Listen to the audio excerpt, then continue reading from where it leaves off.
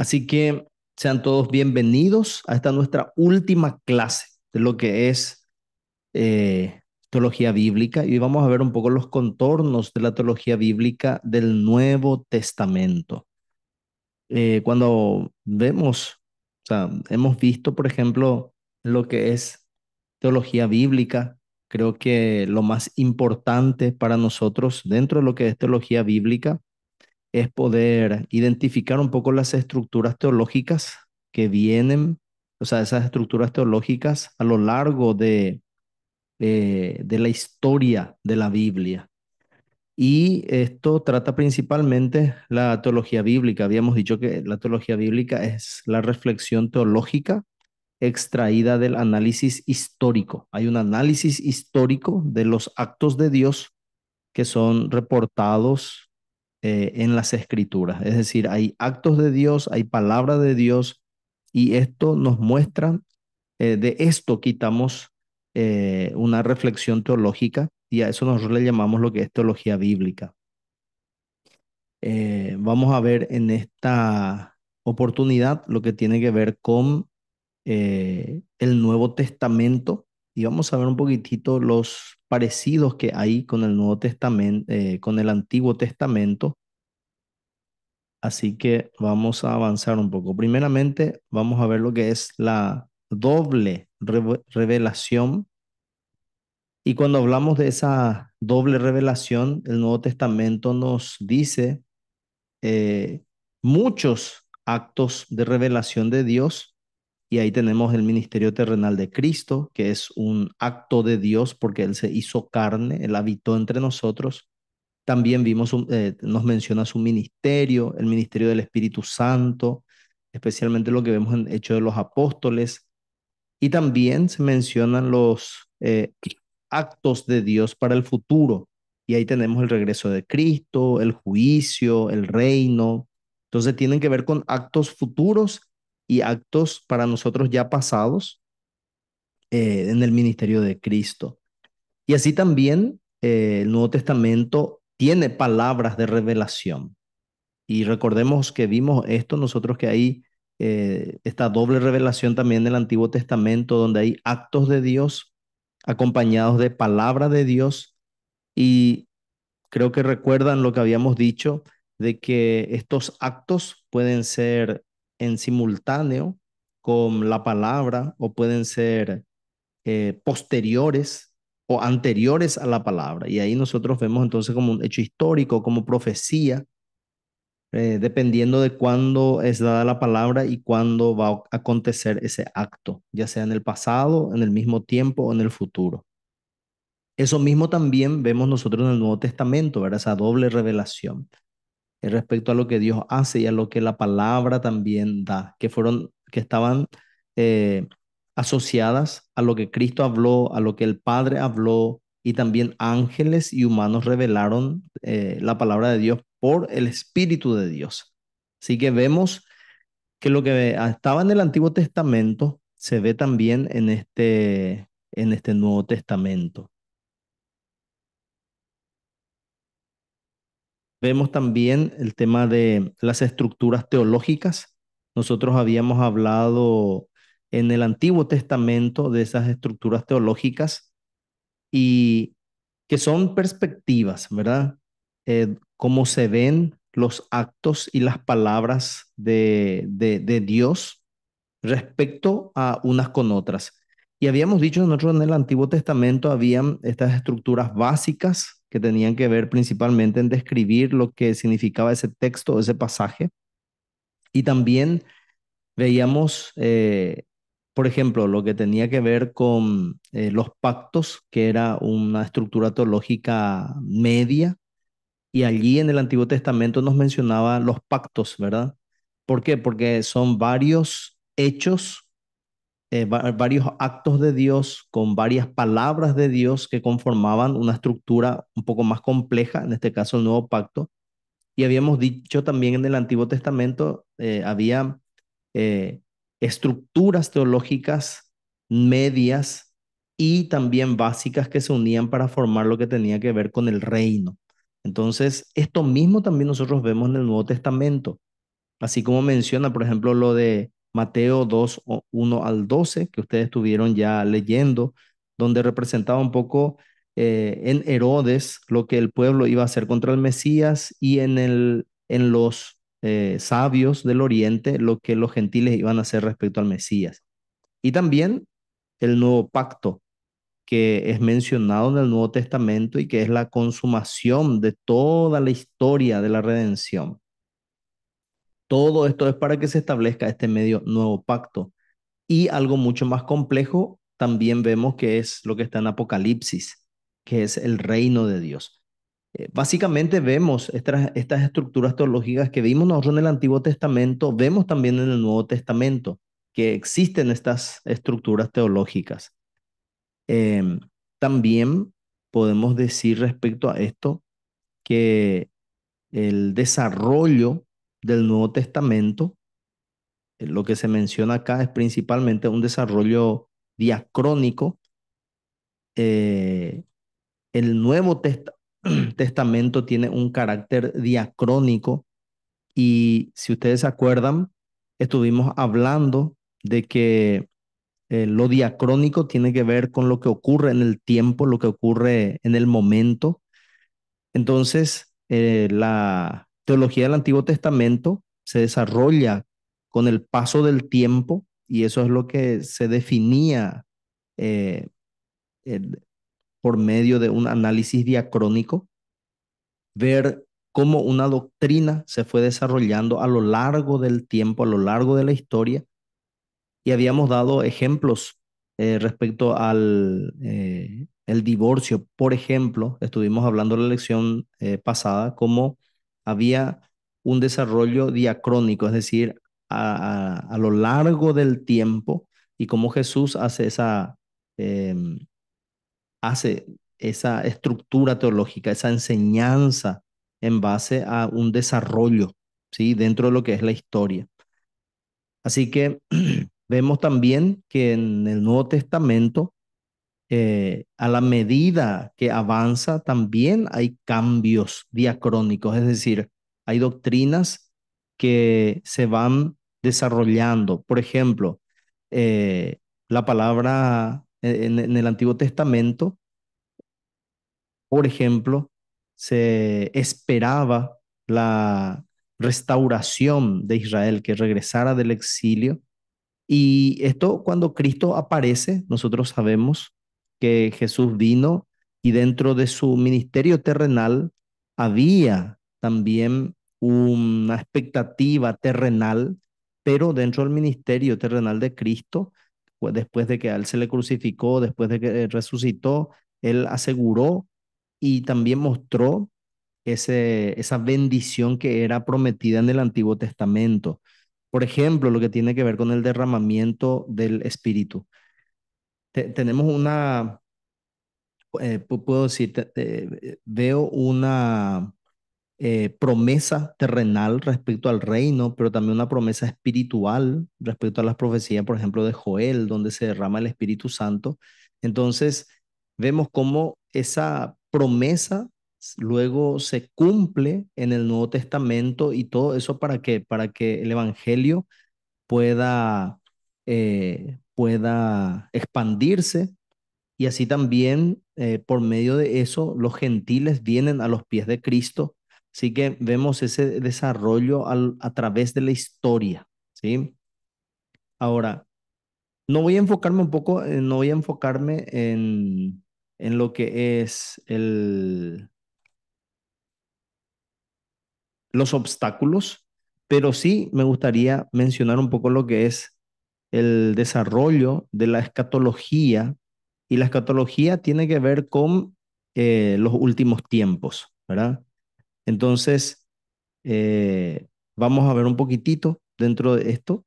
Por ejemplo, en el Antiguo Testamento se menciona lo que tiene que ver con el fin, con el final, y esto mismo también se trata en el Nuevo Testamento. eh, Todos los que creyeron en el Antiguo Testamento, ellos creían en un final de todo, ¿sí? en un fin de todas las cosas, en los últimos tiempos, postreros días. Entonces, había esa noción respecto a un final. Y dentro de eso, dentro de lo que es la esperanza del Antiguo Testamento.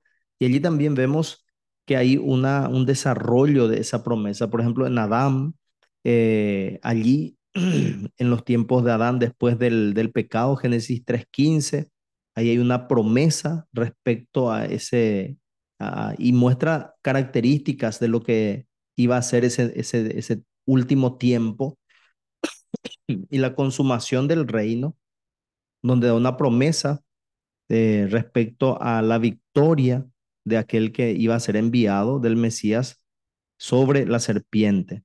Luego también en Noé vemos que después del diluvio, Dios hace un pacto con él y esto garantiza, ¿verdad?, para los seres humanos la estabilidad de la naturaleza. Eh, y esto estaba dentro de lo que es el plan de Dios. Después pasamos un poco más adelante y entonces Abraham, hay un pacto con él. Génesis 12 se empieza a mencionar eso. Luego vemos así capítulos eh, importantes, capítulos 15, 17, donde Dios escoge a Abraham y forma para sí un pueblo. Es decir, pasa de lo que es universal a lo que es ya nacional y Dios forma un pueblo para sí.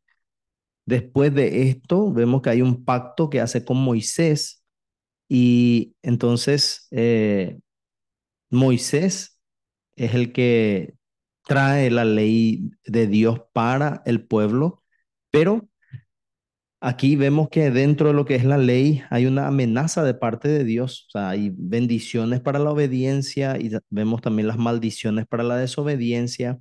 Entonces, esas consecuencias que tenemos que tener en mente hacen que se vaya desarrollando la historia del pueblo de Israel. Así que hasta acá yo quiero mostrarles nomás un poquitito cómo en el Antiguo Testamento, por medio de los pactos, podemos ver el desarrollo en lo que es los últimos tiempos. Es decir, siempre en medio de en medio de cada pacto, había una mención respecto a los postreros días. Y sabemos que último fue David, ¿verdad? Eh, y también a David fue dada palabra respecto a esos últimos tiempos. Y se menciona, ¿verdad? Que todos iban a servir al rey. Y este rey nosotros sabemos que no era David o no era Salomón, aunque el reinado de Salomón fue impresionante, pero no cumple la descripción que se dio respecto al reinado. Entonces, el reinado de Salomón nunca fue hasta los confines de la tierra y nunca todas las naciones se rindieron a Salomón. Por lo tanto, hablaba de un rey que había de venir. Y así en cada parte entonces hay esa mención respecto a lo que iba a pasar más adelante, esa es la escatología. Ahora, cuando hablamos de esta escatología respecto a los últimos tiempos, donde ellos tenían, podemos decir, primero lo que tiene que ver con Joel, el derramamiento del Espíritu, así también de los corazones circuncidados, de Éxodo 30, también estaba lo que tenía, o sea, estaba la expectativa terrenal de un reino terrenal, un reino que iba a estar en la tierra. Y ellos interpretaban que Israel iba a gobernar y todos ellos iban a gobernar dentro de ese reino. Entonces vemos que estas expectativas, eh, esta era la esperanza de los judíos del primer siglo. Querían ver la restauración y la gloria de Israel. Esto nosotros podemos ver, por ejemplo, en Mateo 24, cuando los apóstoles le preguntan, ¿verdad? ¿Cuándo va a restaurar el reino? En Hechos de los Apóstoles, nuevamente ellos preguntan sobre esto. Jesús les dice que los tiempos y las sazones no son dados a conocer a ellos, pero sí, ¿verdad? Sí había una expectativa respecto a los últimos tiempos, ¿verdad? Y la restauración y la gloria de Israel en los últimos días. Algo que ellos interpretaron principalmente en forma terrenal y que nosotros sabemos que es algo espiritual, pero que se va a cumplir también en lo terrenal. Lo espiritual ya se cumplió. lo espiritual se va a consumar cuando venga Cristo. Entonces, toda la tierra será restaurada y todos van a vivir bajo el gobierno del Mesías. Ahora, esto también vemos dentro de este desarrollo, eh, vemos cuándo empieza, porque hay un tiempo final, pero este tiempo final tiene que empezar. Es un periodo de tiempo. ¿Cuándo inicia? Y aquí es donde la palabra de Juan el Bautista y de nuestro Señor Jesucristo marcan ese inicio de ese último tiempo. Entonces, Marcos 1:15 dice, el tiempo se ha cumplido y el reino de Dios se ha acercado, arrepentíos y creed en el Evangelio. Es decir, hay con Juan el Bautista y con Jesucristo inicia el último tiempo, inicia el tiempo de los últimos tiempos, ¿verdad? Ahora, también dentro de esto vemos que en Lucas 7:20, por ejemplo, manda a preguntar a Jesús y le dice, Juan el Bautista nos ha enviado a preguntarte, ¿eres tú el que había de venir o esperaremos a otro? Y Jesús le responde, ¿verdad? Los ciegos ven, los cojos andan, los leprosos son limpiados, los sordos oyen, los muertos son resucitados, y a los pobres es anunciado el Evangelio, y bienaventurado es aquel que no halle tropiezo en mí. Entonces, acá Jesús está hablando de las profecías de Isaías y sobre qué era esta profecía, sobre la restauración de Israel en los últimos tiempos, ¿verdad? En los últimos días de su exilio. Entonces, acá Jesús estaba afirmando un hecho, ¿verdad? Un acto de Dios y una palabra de revelación dentro de su ministerio. Así que esto es importante porque acá Jesús está diciendo dentro de lo que es el Nuevo Testamento que su ministerio es el cumplimiento de estas profecías. Es decir, es el cumplimiento de palabras que se dieron respecto a actos futuros y estos actos estaban ocurriendo y las palabras estaban confirmando esto. Y esto es a lo largo de la historia. Y entonces podemos decir que el Nuevo Testamento, y especialmente en el ministerio de Juan el Bautista, que anuncia que el reino se ha acercado, y Jesús dice que él, o sea, que en él inicia los últimos días, vemos que ese es el inicio, ¿verdad? El ministerio de Jesucristo es el inicio de los últimos días. Nosotros estamos en los últimos tiempos, pero nosotros estamos entre el inicio del último tiempo y el final del último tiempo. Nosotros estamos en el medio, ¿verdad? En una época de transición, de donde van a seguir ocurriendo eventos, pero entre el principio y el final de este último tiempo. Y ahí es donde nosotros entramos en lo que es la importancia. Y acá hay tres fases, ¿verdad? Eh, cuando hablamos de estas tres fases, eh, hay que, eh, hay que ver dónde estamos nosotros. Y como le decía, nosotros estamos en, eh, en el medio, ¿verdad? Antes de que sea consumada, o sea, la palabra se me fue, sí, consumado, el reino sea consumado, ¿verdad? Nosotros vemos entonces que hay un inicio, ¿verdad? Hay un tiempo de transición y luego está lo que es el fin cuando venga nuestro Señor Jesucristo, es decir, los postreros días. Y nosotros estamos hoy en los últimos días, pero en el medio, ¿verdad? En el medio. Aquí, respecto a lo que es la escatología del Nuevo Testamento, y acá vemos, ¿verdad? Lo que estaba mencionando, por generaciones, la gran mayoría de los judíos en Palestina han anhelado que el Mesías introduzca los últimos días, la era de la victoria, la salvación y la vida eterna. Y esto vino con nuestro Señor Jesucristo. Y aquí vemos, ¿verdad? Como Juan 6:39 menciona que todos ellos creían, ¿verdad? En el antiguo, los que estaban en los tiempos de Jesús y los que escribieron el Nuevo Testamento creían en esas revelaciones de Dios eh, desde el tiempo del ministerio terrenal de Jesús. Y esto va a terminar cuando Él vuelva. En cuanto a la cristología, eh, y acá entramos un poquitito en lo que es, vamos a decirle la diferencia, pero acá, hermanos, lo que quiero dejar un poco es que esta escatología del Nuevo Testamento también vemos un desarrollo diacrónico, ¿verdad? Es decir, hay una historia en la medida que van ocurriendo las cosas. Y cuando empezó los últimos días con el ministerio de Cristo, el Mesías introdujo el último tiempo. ¿Y cuándo termina este último tiempo? Cuando Cristo venga. Y allí entonces va a haber esa victoria final contra la muerte. Todos los enemigos de Dios van a ser juzgados.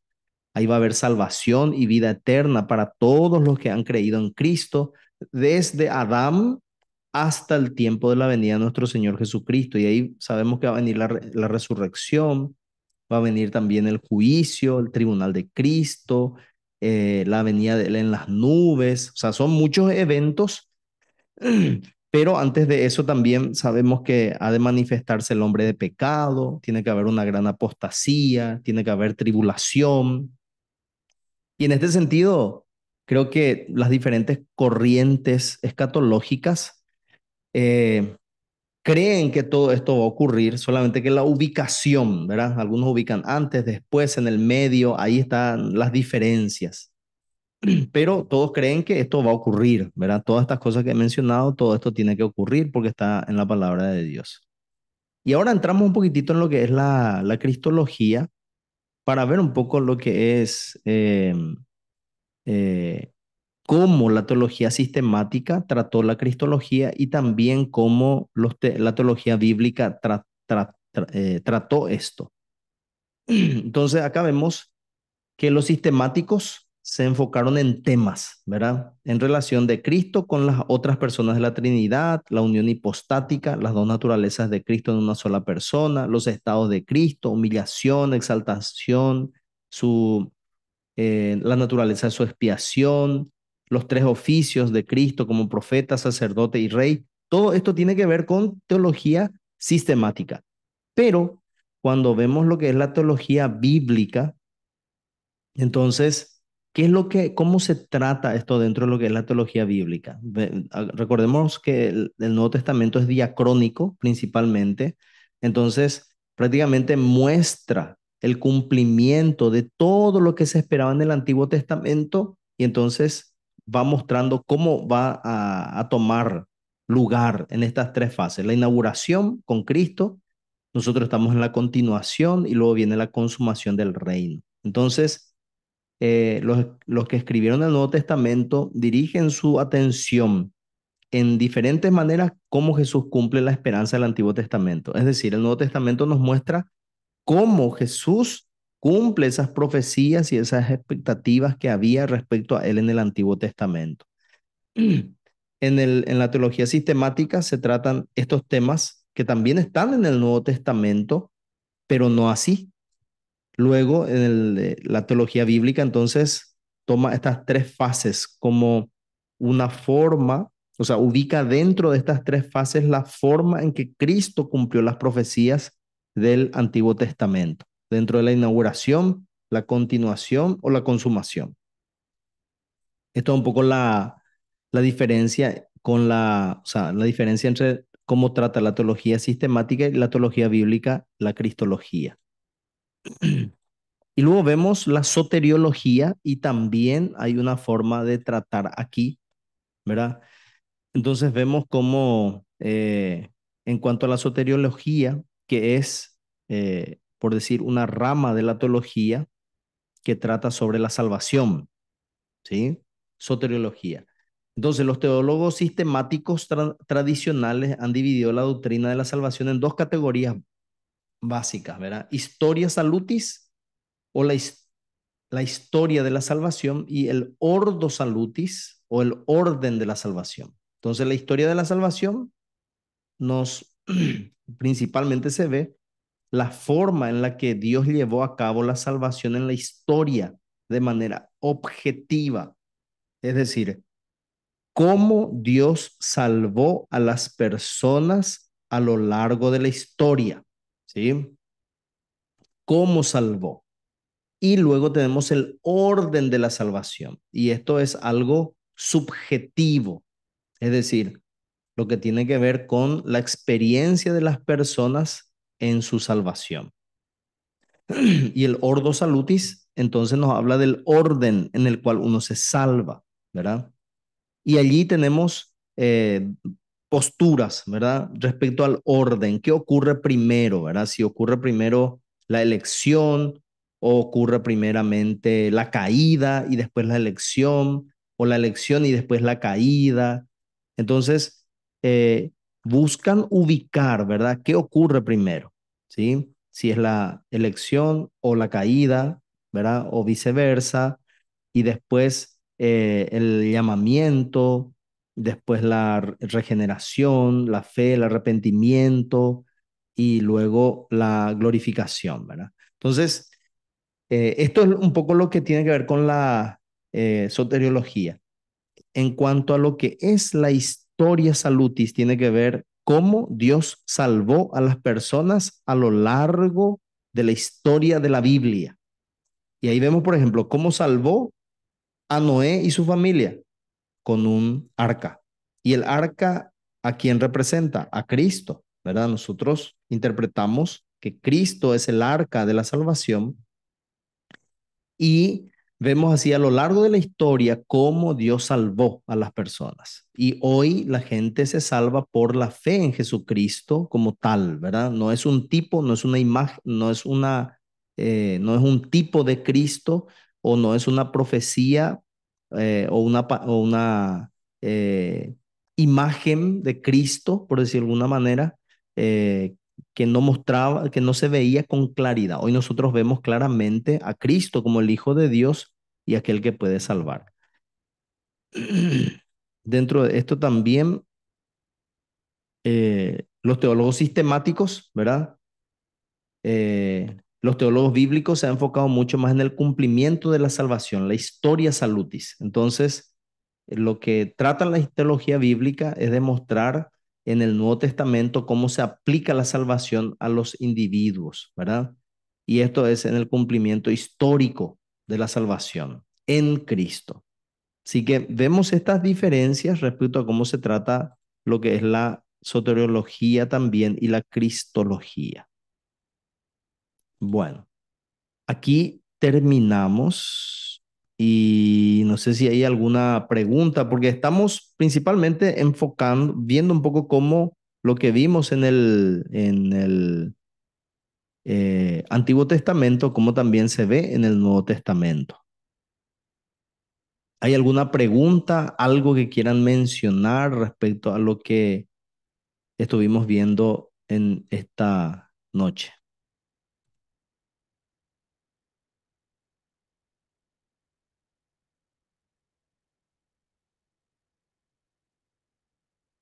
Ok, entonces